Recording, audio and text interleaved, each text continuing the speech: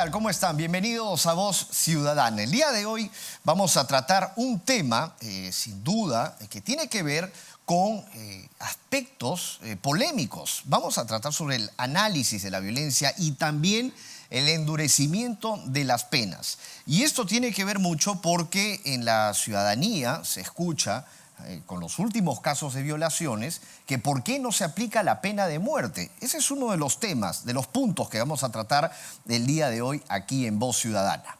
Hay que recordar que la Comisión, ¿no?, de Justicia, pues el Pleno también, sin duda, debatió el proyecto de ley 348 que propone modificar diversos artículos del Código Penal de la ley 30.364, que fue aprobado, ley de prevenir, sancionar y erradicar la violencia contra las mujeres también y los integrantes de un grupo familiar, y del Código de los Niños y Adolescentes, con la finalidad de mejorar básicamente la protección penal frente a los delitos de feminicidio, lesiones graves y lesiones leves, así como hacer más eficaz los diferentes mecanismos. Para tratar estos temas se encuentran con nosotros aquí en el programa Cristina Peralta, quien es psicóloga forense, especialista en conflictos de familia y violencia. Y también está con nosotros el señor Javier Leonardo Sanguinetti Smith, general de la Policía, abogado, exdirector de la 7ª Dirección Territorial de Lima, vocal de la Asociación de Oficiales Generales de la Policía, licenciado en Administración y Ciencias Policiales, además de catedrático de la Facultad de Derecho en la Universidad Garcilaso de la Vega. Con ellos vamos a volver para entrar al fondo del tema. Volvemos.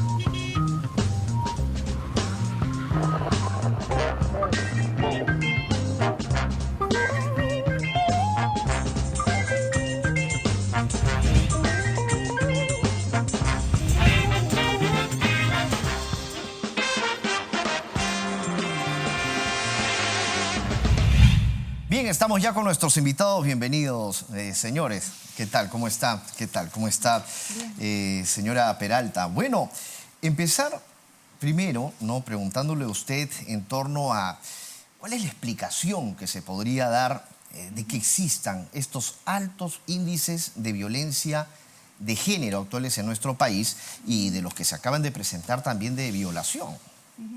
Bueno, el tema de la violencia, la problemática, ¿no?, de la violencia es una situación que ha surgido, ¿no?, mucho tiempo atrás. O sea, históricamente, ¿no?, ha existido la violencia, ¿no?, contra la mujer, ¿no?, ha trascendido fronteras, ha trascendido tiempos, ¿no?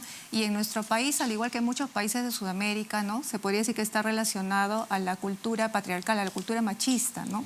Donde hay una desigualdad de géneros, donde el hombre considera que tiene mayores derechos sobre la mujer y que la mujer es un sujeto al que puede devaluar, puede denigrar, puede maltratar, ¿no?, o puede dominar, ¿no?, humillar. Entonces, la explicación hoy en día radica en la desigualdad de género, ¿no?, en que, digamos, las mujeres están en una situación vulnerable, ¿no?, donde se les minimiza, donde se les quita sus derechos, y el hombre considera que tiene poder sobre ella, ¿no?, por el hecho de ser hombre, y que puede maltratar a la mujer por el hecho de ser mujer, ¿no?, porque, digamos, es un sujeto con menos derechos. Ahora, pero ¿considera que también hay, ese maltrato psicológico contra el hombre de parte de una mujer también? Bueno, en realidad, en las relaciones, ¿no?, entre hombres y mujeres, por ejemplo, muchas veces cuando se da violencia de larga data, o sea, de muchos años, ¿no?, finalmente eso también tiene un efecto en la mujer, en la que es víctima, ¿no?, y desarrolla también otras características, otras secuelas, digamos, ¿no?, psicológicas por la violencia, ¿no? Ahora también la mayoría de casos de violencia se deben, digamos, a la desigualdad de género, como digo, a la cultura machista, pero evidentemente que hay casos también que tienen explicación un factor individual, ¿no?, factor de personalidad, trastornos de personalidad, ¿no? Pero estamos hablando que el grueso de los casos tienen que ver más con la concepción, ¿no?, con la ideología de que es el hombre superior a la mujer y que la mujer debe subordinarse al varón, ¿no? Y entonces por eso es de que se dan situaciones de dominio, de control, ¿no?, y de que llegan a maltrato, ¿no?, a agresión física o psicológica. General Sanguinetti, ¿cómo se presenta actualmente esta violencia en el país? Estamos viviendo en otra época. Bueno, primero agradecer la invitación de un tema tan importante de análisis y, lógicamente, de propuestas. Yo, aunando a lo que indica la profesional que me ha antecedido, creo que este es un tema que se lleva hasta en la herencia propia de una familia en conjunto. Existe al respecto diferentes estudios sobre el particular, de que, por ejemplo, el padre que maltrata a la madre también, el 50% de estos padres que maltratan a la madre también maltratan a los niños. Claro.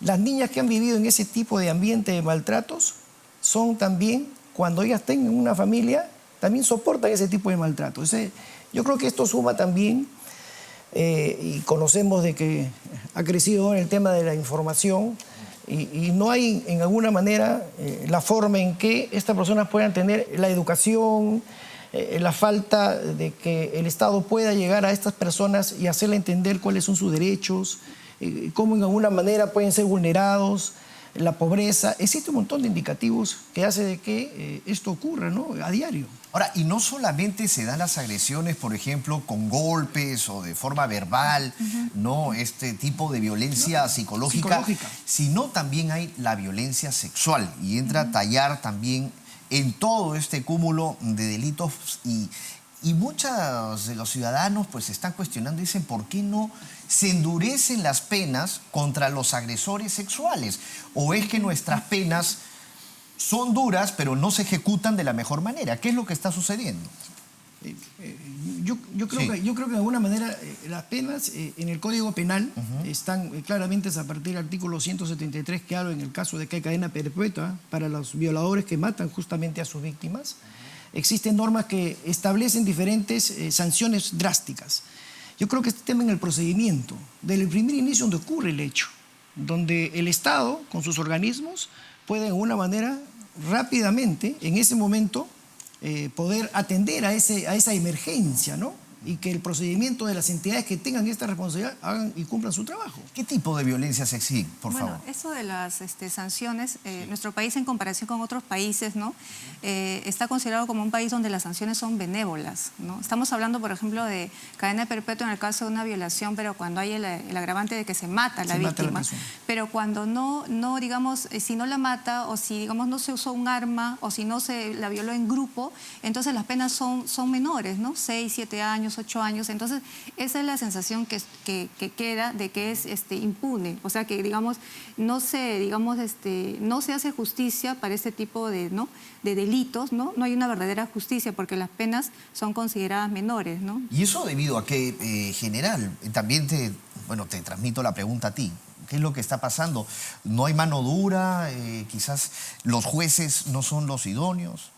Yo creo que es el sistema también, ¿no? El sistema también tiene algunas falencias. Hay leyes que existen, como dice justamente la doctora, pero que había que afinarlas de acuerdo a la realidad que vive el país actualmente. Y creo que en eso tiene mucha responsabilidad también el Poder Judicial. Yo creo que ellos deben proponer al Congreso dispositivos que de alguna manera, en la realidad que estamos viviendo, sean estas leyes, digamos, en un sentido de justicia, más que todo, en un sentido de justicia, ¿no? Que pueda la persona que ha sido victimizada, la persona que ha sufrido las consecuencias de este hecho, tenga realmente la justicia que debe tener, ¿no? Yo creo que también existen entidades que tienen mucha responsabilidad, ¿no? El Ministerio de la Mujer, la misma Policía Nacional, el Ministerio Público, que tienen que cumplir su función en la medida de que esa persona realmente pueda ser atendida, ¿no? Ahora, si hablamos de los tipos de delitos, ¿qué tipo de delitos dentro de todo este grupo que estamos hablando pues se presentan con mayor frecuencia? ¿Cuáles son? Bueno, en general, en lo que se trata del tema de violencia de género, ¿no? Predomina pues la violencia física y psicológica, ¿no? En algunos casos la violencia sexual se da dentro de, por ejemplo, la relación de pareja y muchas veces no se le considera así, ¿no? En el sistema, como se señalaba, o sea, el sistema tiene falencias, ¿no? Y se supone que el acceso de la víctima al sistema de justicia debe tener un fin terapéutico, o sea, un fin restaurador, ¿no? Que la víctima sienta que se le ha atendido, que se ha restaurado, que se ha hecho justicia, ¿no? Pero no lo tiene, ¿no? Entonces, hay muchas víctimas que, por ejemplo, sufren agresión sexual por parte de sus parejas convivientes, ¿no? O exparejas, y desde el inicio, cuando ingresa al sistema, ¿no? de atención, no se le brinda la atención adecuada, ¿no? El trato adecuado. Entonces, muchas de ellas abandonan el sistema, ¿no? Porque se invisibiliza este tema de la violencia sexual, como cuando, por ejemplo, el agresor es un conocido de ella o ha sido pareja de ella, ¿no? Y entonces no se le considera como que ella realmente ha sido víctima, ¿no? En otros casos, cuando es desconocido, sí, claro, pero igual no recibe el trato que necesita porque no se le atiende, no se le da asistencia terapéutica, por ejemplo, ¿no? La víctima se busca más una sanción, ¿no? Que haya una sanción para el agresor, pero se olvida de la víctima, se la olvida. Ahora, doctora general, ¿realmente una persona que comete estos actos se llega a recuperar en la cárcel? O sea, ¿sale con otra visión o nunca va? Un violador, por ejemplo, nunca va a cambiar. O sea, siempre, porque se dice, ¿no? Entra a la cárcel, pero va a salir igual si es que sale. Hay varios estudios, ¿no? En investigaciones que se han hecho en diferentes países que señalan que el agresor sexual, digamos, tiene menos probabilidad de reincidir, según las investigaciones que se han hecho en otros países, ¿no? Pero también la realidad en otros países es que se les da tratamiento, ¿no? En cambio, acá en nuestro país no se da un tratamiento ni a la víctima ni al agresor, ¿no? Las cárceles, bueno, están ahí, pero ellos, digamos, están confinados, ¿no? En ese tiempo y no reciben una intervención profesional. Tratamiento, ¿no? psiquiátrico. Psiquiátrico, claro, psicológico, dependiendo, ¿no? De la evaluación que sea del caso. Entonces, no hay un tratamiento. En realidad, no hay terapias, ¿no? General, ¿qué casos son los que se han visto ahora? Mire, por mi experiencia policial, yo he sido jefe territorial de Puno y en lugares inhóspitos donde no hay autoridad. Y ahí sí, justamente a veces nosotros comentamos esta criollada que dice, más me pega, más te quiero. Entonces, entendemos que no solamente son temas que están centralizados en las ciudades, en los lugares donde las autoridades están presentes, pero hay zonas donde la violencia es parte de la vida común de una Estamos familia. hablando de provincias, pueblos aislados. Aislados. Y le hablo de Puno. Hay lugares donde, como le digo, lugares inhóspitos, donde la agresión es algo común, es parte de la familia. Las mujeres no tienen dónde quejarse, dónde asistir. Exactamente. Y la niña o el niño que crece en ese ambiente hace lo mismo cuando tiene adultez y crea una familia. Ahora que habla de los niños, por ejemplo, es lamentable, es un acto criminal el hecho último sobre este padre que viola pues a su menor hija de 2 meses, ¿no? Eso ya es algo terrible. Bueno, irracional, ¿no? O sea, totalmente irracional. Esa debe ser una persona enferma, una persona que de repente, no sé, desubicado totalmente en la vida, pero una persona enferma. ¿Qué es lo que puede explicarse? En general, las niñas, ¿no? Están más expuestas a este tipo de agresiones, pero por ejemplo, lo que es las agresiones sexuales a los niños, varón o mujer, ¿no? Se está dando también en nuestro país hace mucho tiempo y el país está ocupando uno de los primeros lugares en el mundo, ¿no? En el tema de delitos sexuales, ¿no? O sea, lo depravado, ¿no? Sí, digamos, no hay límites, ¿no? Para esto de satisfacer, ¿no? Los impulsos sexuales. Por ejemplo, en mi caso veo muchos adolescentes, ¿no? 12, 13, 14 años que hacen tocamientos indebidos o violan a niños pequeños, ¿no? Entonces, como son adolescentes, tienen otro tratamiento de ley, ¿no? Digamos, se les entrega a los padres para que lo eduquen, ¿no? Pero no reciben un tratamiento adecuado. Entonces, estos adolescentes, cuando sean adultos, ¿no? Cuando pasen los 18 años, o sea, es muy probable que sigan repitiendo estas conductas, ¿no? Porque no hay un límite ni tampoco reciben una terapia adecuada, ¿no? Bien. Y por el otro lado, el factor de riesgo que es la familia, que es disfuncional, hace que estos modelos de comportamiento violento se trasciendan, ¿no? De generación en generación, porque es lo que ellos ven, es parte de la herencia. Es lo que ven. Parte de la herencia, claro, digamos, de familia, ¿no? Tenemos también un tema que es el tema de las redes sociales, cómo ha crecido, las comunicaciones. Cualquier niño de 3 o 4 años puede entrar tranquilamente a internet o a diferentes medios de comunicación, ¿no? Claro, y recibe toda una información que no está de acuerdo a su edad, que en alguna manera no puede él digerir, digamos, en base a un niño que no tiene la edad para poder entender lo que está pasando. Entonces, vamos a ver en estos momentos qué es lo que dice la calle, los ciudadanos, y luego retornamos con el tema, porque es sin duda interesante y ver también algunos mecanismos de cómo la familia, ¿no?, comenzar a trabajar para que pues, los chicos sepan, ¿no?, de niños que no deben de ser violentados, que no deben ser también abusados de alguna forma. Vamos en estos momentos a ver qué piensan en la calle y retornamos.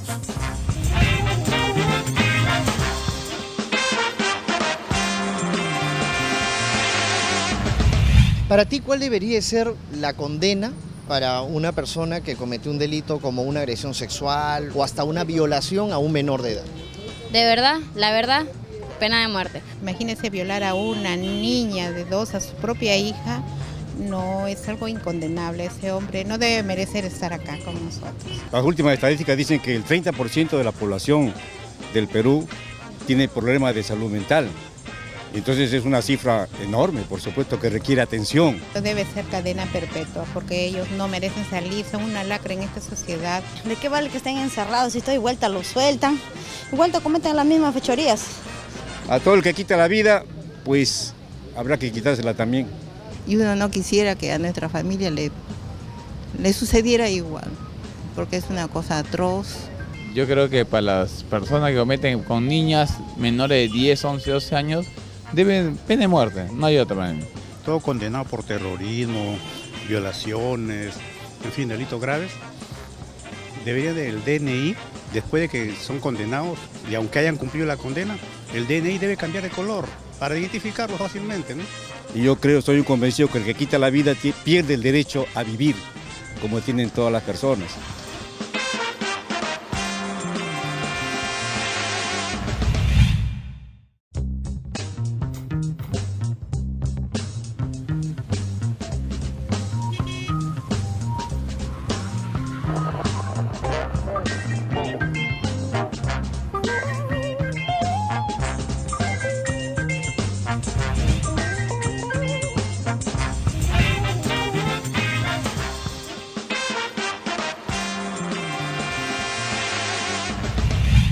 Bien, seguimos en Voz Ciudadana tratando este tema muy interesante que tiene que ver con el decir hasta acá nomás, ¿no? La violencia sexual, la violencia psicológica, ¿no?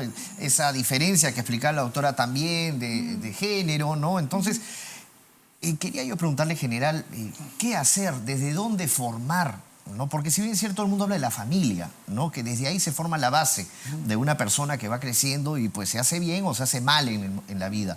Pero, ¿qué más es lo que se necesita en un Estado, ¿no? en un país, para detener o si quiere ir bajando los índices? Porque hasta ahora no se ha reducido en nada. bueno, es cierto. La familia, lógicamente, como el lugar donde el niño forma su personalidad, ¿no? Forma su futuro. Si en alguna manera la familia no tiene las condiciones adecuadas, es la educación la que puede en alguna manera apoyar las falencias que pueden haber en esa familia que no tiene las condiciones. Y creo que ahí está la responsabilidad del Estado, que en alguna manera tiene que, creo yo, hacer planes, programas en aspecto curricular, ¿no? Tanto en primaria como en secundaria, en colocar planes educativos para que el niño sepa sus derechos a una determinada edad, que el niño sepa cuáles son los abusos sexuales que se produce a la determinada edad y que en alguna manera este aspecto cruel pueda al niño formarlo primero en sus derechos, segundo en lo que está ocurriendo actualmente en este país y que sepa que si la familia no lo enseña, el padre o la madre, y vive en un ambiente de violencia, esto puede en alguna manera en el aspecto educativo tener el soporte para que ese niño tenga una mentalidad diferente, ¿no? El Perú, sí, doctora. La familia bien puede ser más bien un factor de riesgo para el propio niño o un factor protector. Si no lo es digamos, la escuela, ¿no? Pero para ello también el Estado requiere invertir en políticas públicas de salud mental, ¿no? Donde realmente se trabaje en las fallas que está teniendo, porque es un problema de salud mental lo que está pasando, lo que está viviendo el país, ¿no? Pero hay realmente... ¿Habrá presupuesto para dedicarse uno a política de salud mental? Porque lo cierto es que a la luz de los casos y de los índices tan altos y de que no ha habido retroceso, a pesar de todas las normas y las leyes, es una prioridad. es una urgencia, ¿no? Claro. Realmente. Aparte, más aún que el Perú está ocupando el tercer lugar en violencia, ¿no? Sexual. Sí, yo sumaría también poder identificar todas estas personas que están enfermas, estas personas que cometen este tipo de delitos y aberraciones, en que las instituciones que tienen que ver en el tema, ¿no? Tener un backup de información, cruzado, donde no solamente participe el Ministerio de la Mujer, el Ministerio del Interior, sino todas las organizaciones del Estado para que esa información sea, suficiente para poder tener el elemento que está justamente, o esta persona que está en esta situación. Porque y pueda son ser rápidamente reincidentes, ¿no? identificada. Claro. Y yo creo que ahí podría saber cómo ha sido el hecho, el nombre de la persona, el nombre del agresor, qué circunstancias, si tiene antecedentes, de tal manera poder ubicarlo a esa persona y tenerlo ahí, digamos, en este gran núcleo de información y poder ubicarlo, además y tomar alguna acción al respecto. No, pues no puede ser que el 90% que impone, ¿no? Como forma de prevenir eso, ¿no? Porque, por ejemplo, estos trastornos se empiezan a ver desde la adolescencia y luego cuando, digamos, el adolescente es entregado a su familia no se hace un seguimiento, ¿no? De qué curso le lleva ese desarrollo de su personalidad, ¿no? Y lo más probable es que, digo, que eso se quede instalado, ¿no? Que no haya ninguna sanción, ¿no? Desde, digamos, delitos contra la libertad sexual, como tocamientos indebidos, a veces lo minimizan, ¿no? Muchas veces la familia misma encubre, ¿no? Dice, no, lo tocó de casualidad, estaban jugando, fue un roce, y se niega a ver la realidad, ¿no? Y la realidad es que el adolescente ya está teniendo un comportamiento desajustado contra las normas sociales y está transgrediendo contra los derechos de las personas, ¿no? Ahora, ese es uno de los índices, ¿no? Pero si nosotros podemos, más o menos, bueno, como padres, ¿no? Los padres de familia, ¿cómo identificar que su hijo tiene algunos comportamientos que son indebidos? ¿Cómo empezar a darse cuenta de que el perfil es que realmente pueda ser un potencial violador? Bueno, respecto a eso, se podría decir de que en un grupo familiar los factores de riesgo para que un adolescente, en realidad no se puede, digamos, decir que este adolescente, de hecho, que no va a ser un potencial violador, ¿no? Claro. Pero uno ya va viendo indicios, ¿no? Por ejemplo, adolescentes que están acusados, ¿no? en el colegio, ¿no? De tocar a otros niños, ¿no? Y los padres, como les decía, se niegan, ¿no? Estos adolescentes que generalmente incurren en delitos, ¿no? Contra la libertad sexual, tienen ciertas características comunes, ¿no? Por ejemplo, no suelen desarrollarse libremente, ¿no? De una manera, no son muy hábiles socialmente. Son introvertidos. Exacto, ¿no? Digamos como introvertidos, pero no vamos a decir que los introvertidos tienen este problema, claro. sino que tienen esas características que no se relacionan, no se comunican, ¿no? Y no tienen, digamos, tienen dificultad para acercarse a chicas, ¿no? A chicas, ¿no? O establecer otro acercamiento, ¿no? Mayor con ellas, ¿no? No suelen ser muy comunicativos, ¿no? Con el mismo entorno familiar, ¿no? Paran enfrascados en ellos. Y los padres no tienen supervisión sobre, digamos, qué tipo de programas ven o qué tipo de amistades tienen, ¿no? Y cuando se dan estos incidentes, ellos, digamos, se niegan a ver la realidad, ¿no? O a explorar o investigar qué está pasando, ¿no? Prefieren cegarse, ¿no? Ante el problema, porque también es difícil aceptar que un hijo tenga estas características, ¿no? Solo el 5% denuncian, según algunas estadísticas general. Sí. Usted debe haber visto unos casos, pero terribles, bueno, ¿no? Terribles y dolorosos también, como uno como policía al momento de investigar y tener la responsabilidad de denunciar a estas personas en el sentido de cómo queda la víctima, ¿no? Cómo queda esa persona afectada, qué hace el Estado por ella, qué apoyo recibe. Porque no todo es plata, no es que lo va a resarcir económicamente, pero no es eso. Y el violador está libre, claro, o el que agrede. No es eso. Yo sumaría de que también, en base a esta gran base de datos que le indiqué hace un momento, donde exista toda la información referente a estas personas que cometen estos delitos, yo sumaría también a que el gobierno debe de hacer, así como hay la Semana de la Seguridad Vial, una semana relacionada justamente a estos temas, con programas, planes, campañas. Es un tema permanente. Y que ¿no? también lo haga el Ministerio Público, que recibe 15.600 casos, por ejemplo, ¿no? Y en algunos lugares, como yo le explicaba antes en Puno, donde no hay ninguna autoridad. ¿Cómo hace la persona que tiene este tipo de problemas? ¿Dónde concurre? ¿Dónde va? Si la comisaría más lejana queda a un día.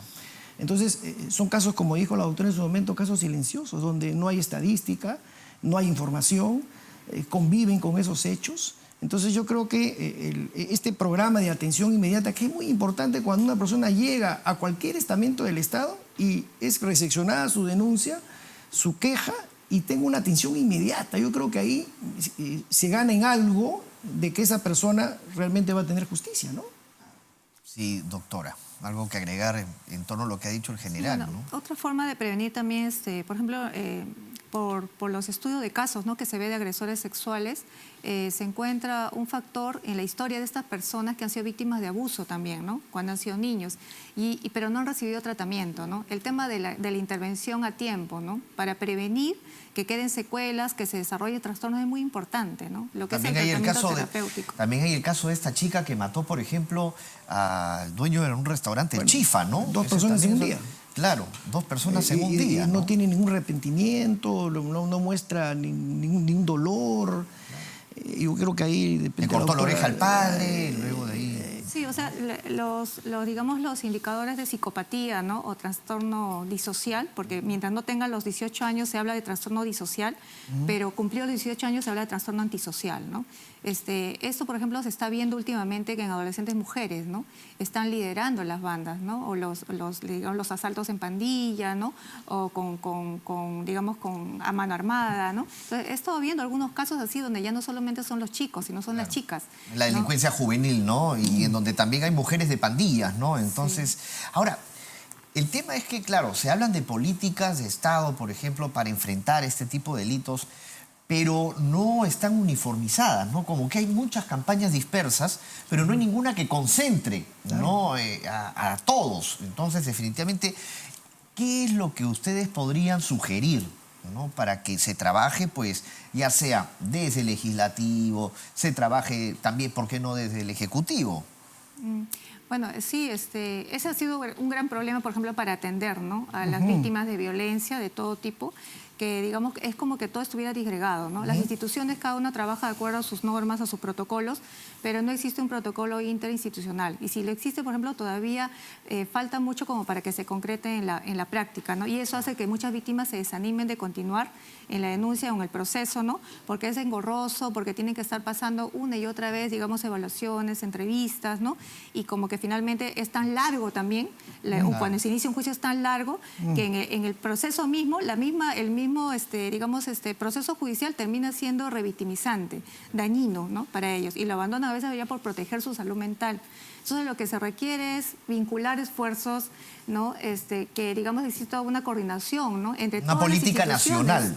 Claro. entre todas las instituciones, ¿no?, que manejen los mismos criterios y que sea un solo protocolo de atención. Y que ¿no? todo esté interrelacionado Claro, también, ¿no? el mecanismo no es eficaz, o sea, actualmente. Yo creo que debe haber grupos multidisciplinarios y la persona puede ir a cualquier lugar que esté involucrado en esta responsabilidad de hacer la denuncia y recibirla. Yo creo que todo denuncia que en atención, en el momento que la persona afectada va, hace minutos ha participado en este evento tan doloroso, es atendida, es requerida en alguna manera con la intervención policial o la acción que se pueda tomar, creo que ahí por lo menos la víctima sabrá que sus derechos por lo menos están siendo respetados y se está haciendo justicia. Eso es importante para que ella también se fortalezca. No, pues como hay un persona, vacío, ¿no? A veces, como persona, claro, ¿no? Los pacientes a veces, claro, no tener vergüenza, por ejemplo, exacto. de ir y denunciar, de contar su caso, Exactamente. ¿no? Que es difícil no tener vergüenza, ¿no? Por un Las tema de víctimas dependencia generalmente también. son invadidas Claro. por Es difícil, es mucha Un tema de vergüenza, dependencia, ¿no? Claro. mucho miedo, mucha vergüenza, o sea, es la reacción, digamos, emocional normal que existe en la víctima cuando ha sido violentada, ¿no? Entonces, la idea es de que las personas que trabajan en esas instituciones, ¿no?, en cualquier instituciones que tengan que ver con atención a víctimas, sean personas que estén realmente sensibilizadas con el tema y capacitadas, porque la víctima lo que necesita para empezar a recomponerse, ¿no?, a restaurarse psicológicamente es la empatía. Que el otro, saber que el otro ser humano le importa lo que le ha sucedido, que no te ve como una cifra en la estadística o un trabajo más que hacer y que esforzarse, no, sino como realmente que le importe lo que le está pasando, el sufrimiento que tiene, ¿no? Y cuando tiene ese acompañamiento tan simple como, por ejemplo, decir, en lugar de decirle, mira, ya está la comisaría de mujeres, ahí pon tu denuncia, no, yo la acompaño, ¿no? Y caminar unos metros nada más, ese pequeño detalle es muy importante para muchas víctimas, ¿no? Conclusiones general, Sanguinetti, bueno, y porque la gente también está pidiendo pena de muerte, ¿no? Ya no aguanta, no tolera, ¿no?, esta situación. Sí, yo creo que es un tema que hay que analizar. hay que discutirlo. No sé si el Perú en este momento está para tomar una decisión de ese tipo. Creo que hay normas internacionales al respecto, el tema de derechos humanos. Es una alternativa, pero yo en alguna manera tengo un pensamiento de que la vida, en el último de los casos, en una situación muy grave, podría de repente tomarse una acción de este tipo, ¿no? Pero es un tema de análisis todavía, ¿eh? Es un tema de análisis. Bueno, muchas gracias a cada uno de ustedes por haber venido. Muchas gracias a la doctora Cristina Peralta, psicóloga forense, también al general Javier Leonardo Sanguinetti por haber venido pues un poco a ilustrarnos más sobre el tema, poder intercambiar estas ideas también de la preocupación de la ciudadanía aquí en este espacio del Congreso. Muchas gracias. Nos encontramos en el próximo programa. Permiso.